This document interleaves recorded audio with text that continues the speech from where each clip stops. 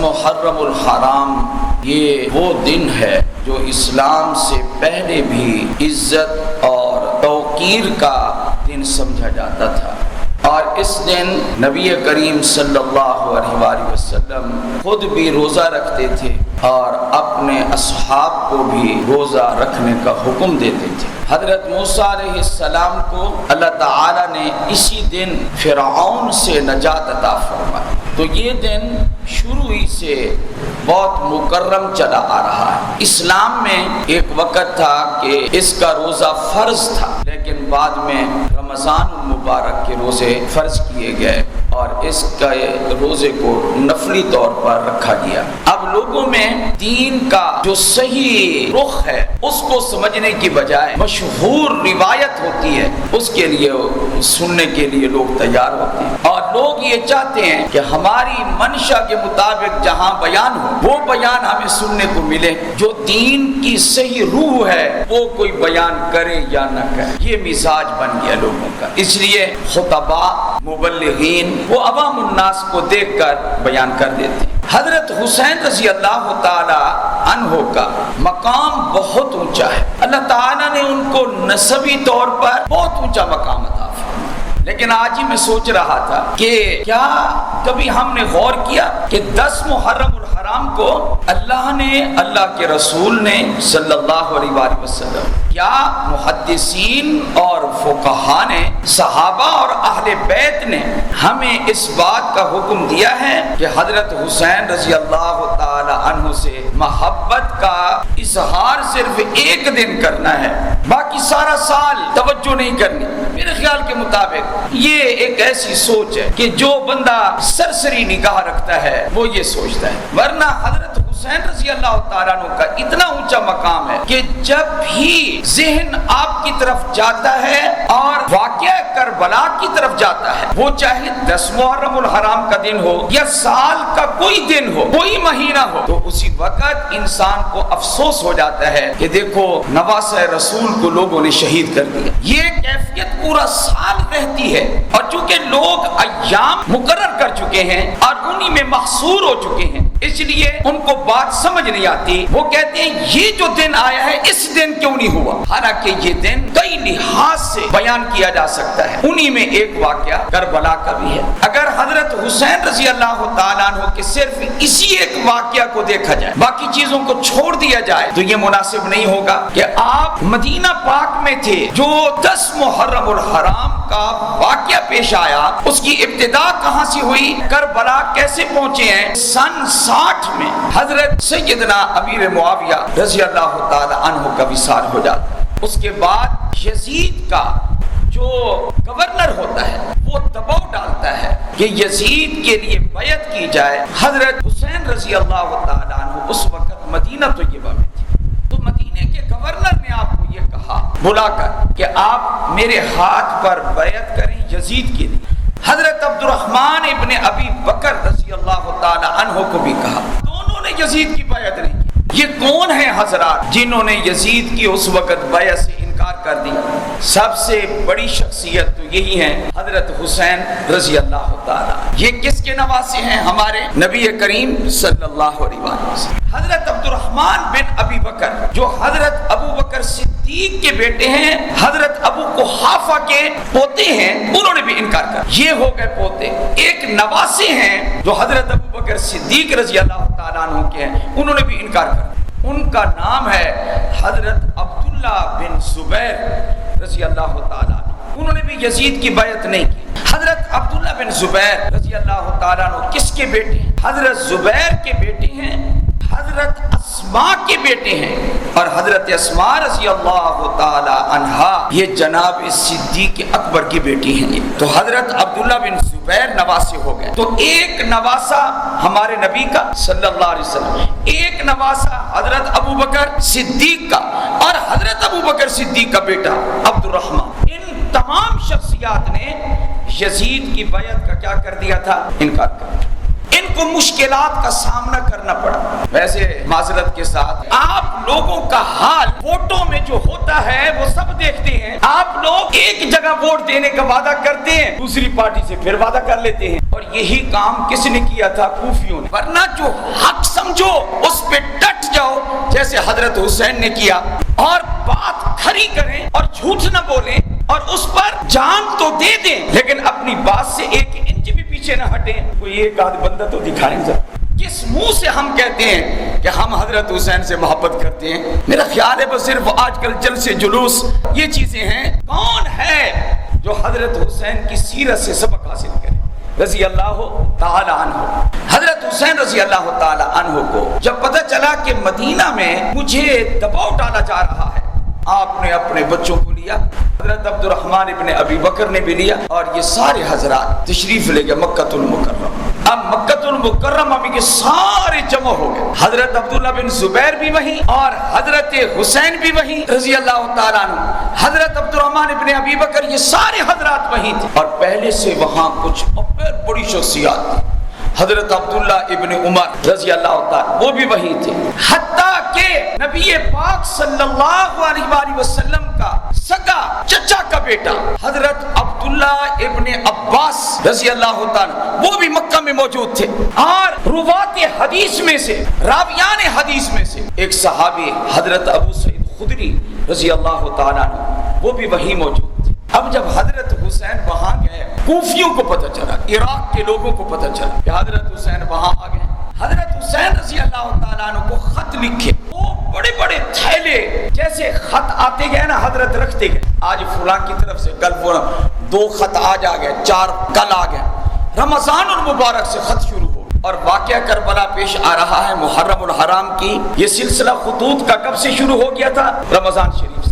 کتنے خطوط؟ 18,000 تقریباً خطوط آئے. ہر ایک میں یہی لکھا ہوا تھا, عراق, یہ کوفہ یہ آپ کا منتظر ہے, یہاں کے باغات آپ کے منتظر ہیں, یہاں کے لہلہاتے کھیت, سرسبز و شاداب کھیت یہ آپ کے منتظر ہیں. آپ آئیں, آپ کے ہاتھ پر ہم بیعت کرتے ہیں, اور یزید کی بیعت ہم کرنے کے لیے تیار نہیں ہیں, آپ تشریف لائیں. خطوط سے متاثر ہوئے, وفود سے بھی متاثر ہوئے, وفد بھی آئے کہ آپ کے لیے ماحول بہت سازگار ہے, آپ تشریف لائیں, آپ کی بیعت کریں گے, آپ کی حکومت ہوگی. حضرت حسین رضی اللہ تعالیٰ متاثر ہوئے. یہاں میں پوچھتا ہوں آپ حضرات سے, آگے چل کر 10 محرم الحرام کو جو واقعہ پیش آنے والا تھا, حضرت حسین کو اس کا علم ہو گیا تھا؟ علم غیب صرف اور صرف کہ مستقبل میں کیا واقعات پیش آنے والے ہیں, اس کا علم صرف اللہ کے پاس ہے. حضرت حسین رضی اللہ تعالیٰ عنہ نے اپنے چچا زاد کو بھیجا, مسلم بن عقیل کو. حضرت عقیل ان کے چچا تھے, حضرت علی کے بھائی تھے, ان کا بیٹا تھا مسلم. بھیجا, وہاں لوگوں نے بڑا استقبال کیا. آپ جب وہاں پہنچے, وہاں کے گورنر کو بھی پتہ چل گیا. اتفاق یہ ہے کہ اس وقت گورنر بڑا رحم دل تھا, اس کا نام تھا حضرت نعمان بن بشیر رضی اللہ تعالی عنہ. ان کو پتہ چل گیا کہ مسلم بن عقیل آئے. انہوں نے لوگوں کو کہہ دیا, انہوں نے کہا میں ان سے نہیں لڑوں گا, بالکل میں قتل و غارت نہیں کروں گا, میں مزاحمت نہیں کروں گا. اگرچہ میں حکومت وقت کی طرف سے گورنر ہوں, لیکن میں اہل بیت سے لڑنے کے لیے تیار نہیں. خطبہ دیا اور کہا قتل و غارت کو میں پسند نہیں کرتا, البتہ تم لوگ جس کی بیعت کر چکے ہو اس پر قائم رہو, بس اتنا کہا. ایک آدمی نے کہا آپ نے بڑا کمزور موقف اختیار کیا. انہوں نے کہا اللہ کی اطاعت میں کمزور موقف اختیار کروں یہ مجھے زیادہ پسند ہے بنسبت اس کے کہ حکومت کو راضی کرنے کے لیے مضبوط موقف اختیار کروں. اس نے خط لکھ دیا دمشق کہ ایسے ایسے گورنر نرم ہے یہاں کا. یزید نے گورنر بدل دیا, بلکہ ایک ہی شخص کو 2 علاقے کا گورنر بنا دیا. جو بصرہ کا تھا وہی کوفہ کا بنا دیا. بصرہ کا بھی عبید اللہ بن زیاد تھا اور کوفہ بھی اس کو دے دیا. وہ بڑا سخت آدمی تھا. حضرت حسین رضی اللہ تعالی عنہ کو خط لکھ چکے تھے مسلم بن عقیل, حالات یہاں کے آپ کے لیے سازگار ہیں, لیکن یہ پتہ نہیں تھا کہ گورنر بدلے گا اور حالات بدل جائیں گے. اس کا علم آگے کا نہیں تھا. خط روانہ ہو چکا تھا.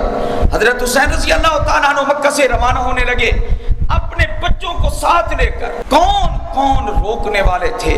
عراق نہ جائے, مہربانی فرمائیں. راستے میں آ کر روکنے لگے, مہربانی کر کی منت کرتے ہیں آپ نہ جائیں۔ کون کون روکنے والے تھے؟ عبداللہ بن زبیر رضی اللہ تعالیٰ، عبداللہ ابن عمر رضی اللہ تعالیٰ، ابو سعید خدری رضی اللہ تعالی عنہ، اسی طرح عبداللہ ابن عباس رضی اللہ تعالی، سب نے پوری کوشش کی روکنے کی۔ یہ لوگ کبھی وفا کرنے والے نہیں ہیں، آپ کوفہ نہ جائیں، آپ عراق نہ جائیں، آپ کی بڑی مہربانی۔ لیکن سب حضرات کے بیانات پڑھ کر دیکھیں، ہماری منت سماجت کے باوجود جو کچھ ہم نے کرنا تھا، لیکن حضرت حسین نے ہمارے مشورے کو تسلیم کہا کہ میں نے اپنا بھائی بھیجا ہوا ہے مسلم بن عقیل، وہاں سے خط آ چکا ہے اور حالات بالکل سازگار ہیں، اس لیے مجھے جانا ہے۔ پھر منت کی کہ آپ جاتے ہیں اکیلے جائیں لیکن بچوں کو ساتھ نہ لے جائیں۔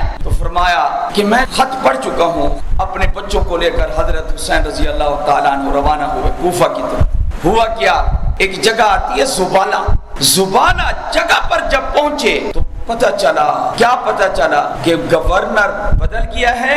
اس گورنر نے میرے چچا زاد بھائی مسلم بن عقیل کو قتل کر دیا ہے۔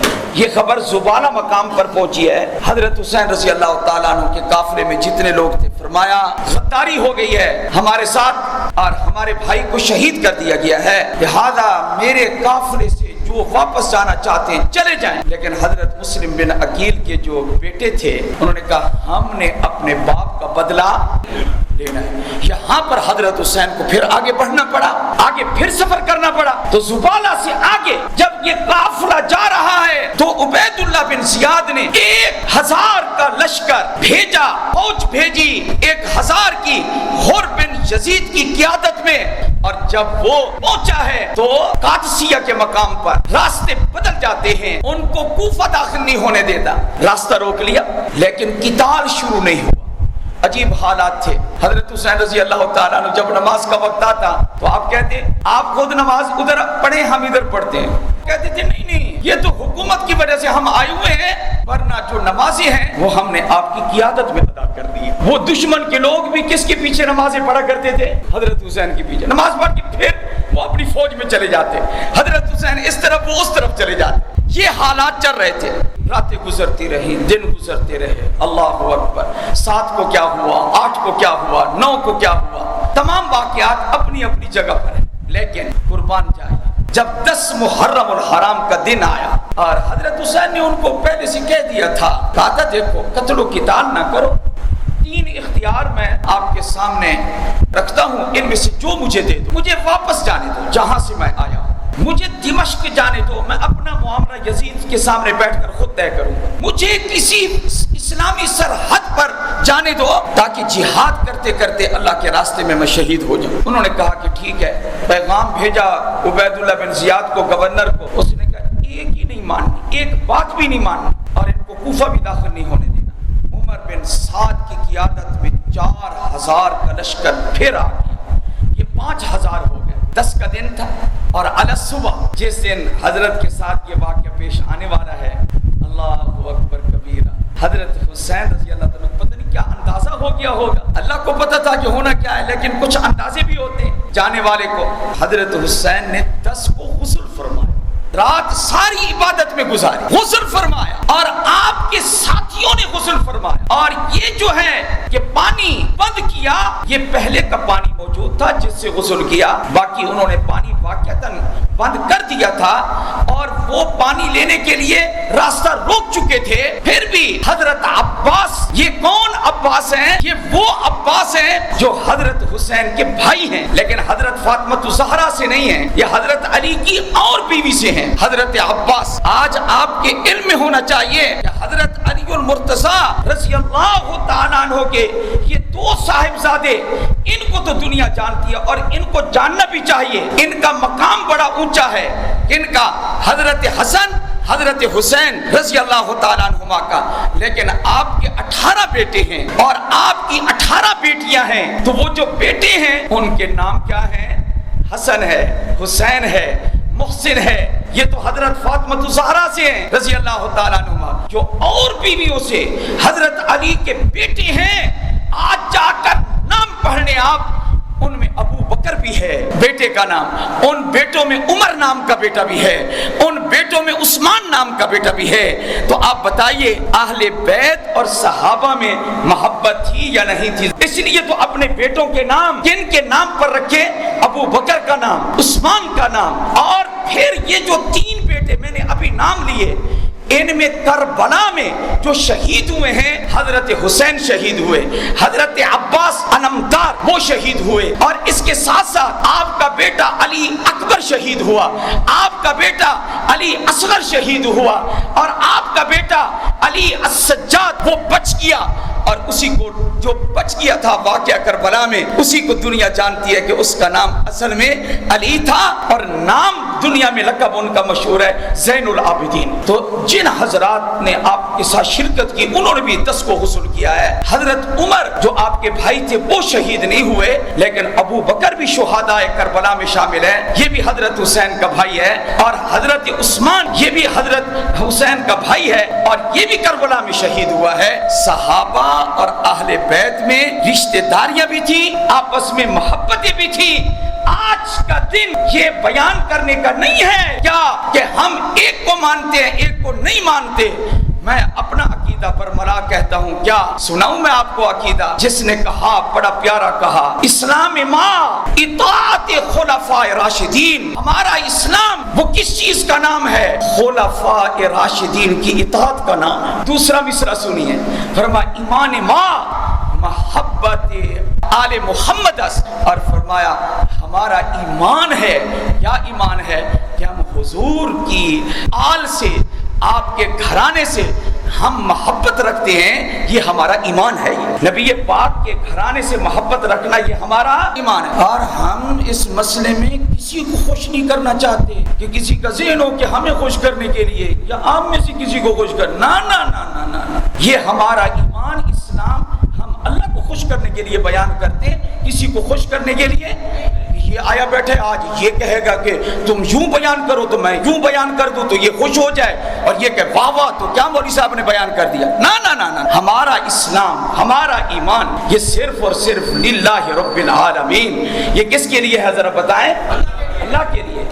آپ کو راضی کر کے ہم نے کیا لینا ہے؟ آپ نے جنت دینی ہے، آپ بیٹھے ہوئے جنت کے فیصلے کرنے کے لیے، بتائیے ذرا جنت کس نے عطا کرنی ہے؟ سلام ہے حضرت حسین کو رضی اللہ تعالی عنہ کو، جنہوں نے 10 محرم الحرام کو اپنی قربانی پیش کی۔ کیسے کیسے حضرات شہید ہوئے، کیسی کیسی جنگ ہوئی، باقی آپ کے سامنے کٹتے گئے، شہید ہوتے گئے آپ کے ساتھی، حتیٰ کہ آپ کا 6 ماہ، بعض نے 7 ماہ لکھا، آپ کا بیٹا تھا علی اصغر، وہ اتنی عمر کا تھا، اس کو بھی ظالموں نے تیر مار دی اور وہ بھی شہید ہو گیا۔ حضرت عباس ویسے علمبردار، وہ شہید ہو گئے۔ آپ کا بڑا بیٹا علی اکبر حضرت حسین کا، وہ آپ کی آنکھوں کے سامنے شہید ہوا۔ اللہ اکبر۔ خاندان کو کٹتے ہوئے شہید ہوئے، دیکھنے کے باوجود بھی ہمت نہیں ہارے، اور دشمنوں کا حضرت حسین ڈٹ کر مقابلہ کرتے رہے۔ کمال کی بات ہے، این لڑائی کے وقت بھی جب نماز کا وقت آتا ہے تو حضرت حسین نماز کو بھی نہیں چھوڑتے۔ آج کہتے ہیں مسلمان کوئی حضرت حسین پر کوئی بیان تو سناؤ، مجھے تو سنا نماز کی پابندی کرتا ہے، مولوی صاحب تو قصہ سنا ہے، تو بھی تو کچھ سنا۔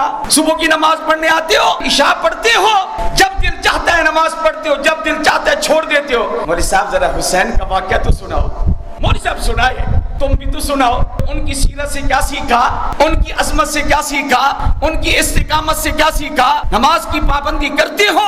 حضرت حسین نے عین لڑائی کے وقت بھی نماز کو نہیں چھوڑا، اتنی نماز کی اہمیت تھی۔ قرآن کی تلاوت، ذکر و اذکار، اللہ کو یاد کرنا، صرف اللہ سے مدد مانگنا، اس کا وتیرہ اور شعار تھا حضرت حسین رضی اللہ تعالیٰ عنہ۔ آپ بھی کہیں مدد کرنے والا، صرف مشکل کشا، حاجت روا، اولاد دینے والا، رزق دینے والا، صحت دینے والا، عزت دینے والا، حسن و جمال عطا کرنے والا، اور اس امت کو محمد جیسا نبی دینے والا۔ ہاں جی، صرف اور صرف کون ہے؟ اللہ ہے۔ اس لیے میں عرض کر رہا ہوں، آپ کے سامنے سارے شہید ہوتے گئے، نماز نہیں چھوڑی۔ حضرت حسین رضی اللہ تعالیٰ عنہ جب میدان میں موجود ہیں اور وہ چاہتے ہیں یزیدی کہ ان کو قتل کر دیا، جس کو کہتے ہیں نا آگے جا حملہ کر، وہ تھوڑا سا آگے جا کے پیچھے ہٹا، اس کا ہاتھ کانپنے لگتا ہے، ہے میں کسی اور کو تو قتل کرتا، میں اس کو کیسے قتل کر سکتا ہوں؟ صرف آرڈر ہے نا حکومت کا، آگے جہنم بھی تو نظر آ رہی ہے نا، آخرت برباد ہوتی ہوئی بھی تو نظر آ رہی، ہمت نہیں ہو رہی۔ اور یہ بات بالکل درست ہے کہ کائنات میں اس وقت جس وقت یہ واقعہ پیش آیا، کیونکہ حضرت حسن پہلے اللہ کو پیارے ہو گئے تھے بڑے بھائی، اس وقت روئے زمین پر ان سے افضل اور بہتر شخص کائنات میں موجود نہیں تھا۔ ان سے حضرت حسین رضی اللہ عنہ سب سے افضل، سب سے اعلیٰ خاندان نبوت کا چشم و چراغ، اور کیا کہنے اس کے نسب کے۔ ماں دیکھو تو فاطمہ ہے، سیدۃ النساء العالمین، جنتی عورتوں کی سردار ہے۔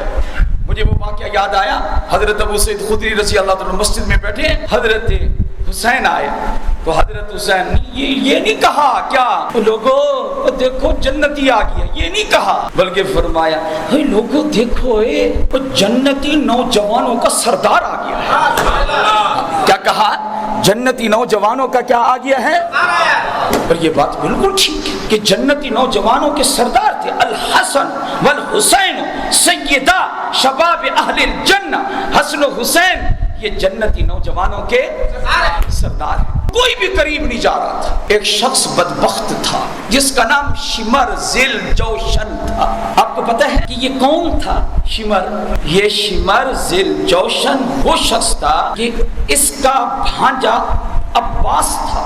وہ عباس جو حضرت حسین کا بھائی، اس کی بہن شمر ذل جوشن کی بہن یہ حضرت علی کے نکاح میں تھی۔ یہ حضرت عباس کا یہ ماموں تھا، اور 3 بھائی تھے جو اس کی بہن سے پیدا ہوئے، اور ان کو آواز لگا کے کہتا ہے عباس فلاں فلاں اپنے بھانجوں کے نام لے کر کہتا ہے تمہیں امان ہے، ہم حسین کو قتل کریں گے، تمہیں کچھ نہیں کہیں گے۔ اس پر حضرت حسین نے کہا اس کا جواب تم ہی دو، اپنے ماموں کو میں نہیں دیتا۔ جواب میں یہ کہا تیری ضمانت کی، تیری حفاظت کی ہمیں کوئی ضرورت نہیں ہے، ہم حسین کے ساتھ رہیں گے رضی اللہ تعالیٰ۔ ڈٹ کے لڑے اور پھر شہید ہو گئے۔ لیکن حضرت حسین کے قریب کون جا رضی اللہ، کون بدنامی سر پہ لے؟ تو شمر کمینے نے کہا سارے مل کر یک بار کی حملہ کر دو، اور سینان بن انس اس نے آپ پر حملہ کیا، شمر نے خود حملہ کیا، آپ کو زخمی کیا، آپ پر تلوار کا حملہ کیا، نیزوں کے حملے آپ پر کیے، سب نے مل کر کیے، شمر کے کہنے پر کیے، اور حضرت حسین بھی رضی اللہ تعالی عنہ شہید ہو گئے اور اس دنیا سے چلے گئے۔ اللہ اکبر۔ ایک دن ان کی لاش کربلا میں پڑی رہی، قریب کوئی بھی نہیں آیا۔ دوسرے دن بنو اسد کا قبیلہ وہاں رہتا تھا، انہوں نے آ کر حضرت حسین رضی اللہ تعالی عنہ کو دفن کیا، اور آپ کو کربلا میں جو جگہ اور مقام اس وقت موجود ہے وہیں پر آپ کو دفن کیا، اور آپ کا وہاں پر مزار اور آپ کی قبر مبارک وہاں پر موجود ہے۔ لیکن ان قبروں کے ساتھ ساتھ جو قبریں اور ہیں ان کے اوپر لکھا ہوا ہے 7 شہید ہونے والوں میں ابو بکر، عثمان۔ یہ کون ہے ذرا بتائیے؟ یہ حضرت حسین کے سگے باپ شریک ہیں۔ مجھے بتائیے اگر ان میں محبت نہ ہوتی تو کبھی ایسے نام رکھتے؟ وہ کوئی دشمن کے ناموں پہ نام نہیں رکھتا۔ بلکہ آپ کو کیا بتائیں، حضرت ابو بکر صدیق رضی اللہ تعالیٰ عنہ نماز عصر پڑھا کر باہر نکلے، حضرت حسن بچے تھے ان کو کندھے پہ اٹھا لیا۔ یہ وہی ابو بکر ہے جس نے غار ثور پر جاتے ہوئے کس کو کندھوں پہ اٹھایا تھا؟ ذرا بتائیے، نبی پاک صلی اللہ علیہ وسلم۔ اور آج حضرت حسن کو اٹھایا، حضرت حسن کا چہرہ مہرہ نبی پاک سے ملتا تھا صلی اللہ علیہ وسلم۔ تو آپ نے حضرت کے چہرے کو دیکھا، بچے تھے وہاں اٹھا کر، حضرت علی بھی ساتھ جا رہے تھے، تو کہنے لگے شبیہم بن نبی لا بعلی، فرمایا علی آج ساتھ سچ سچ بات کہہ رہا ہوں، محسوس نہ کرنا۔ کہا کیا؟ حضرت علی کو کہا بیٹا تیرا ہے لیکن چہرہ مہرہ نبی کا ہے صلی اللہ علیہ وسلم، بیٹا تیرا ہے، شباہت نبی کی ہے، چہرہ اس کا سارا حضور سے ملتا ہے۔ حضرت علی بڑے خوش ہوئے ابو بکر کے کہنے پر، کیا کہنے، میرے ساتھ چہرہ مل جاتا تو تب بھی ٹھیک تھا، لیکن حضور کے تو کیا کہنے صلی اللہ علیہ وسلم۔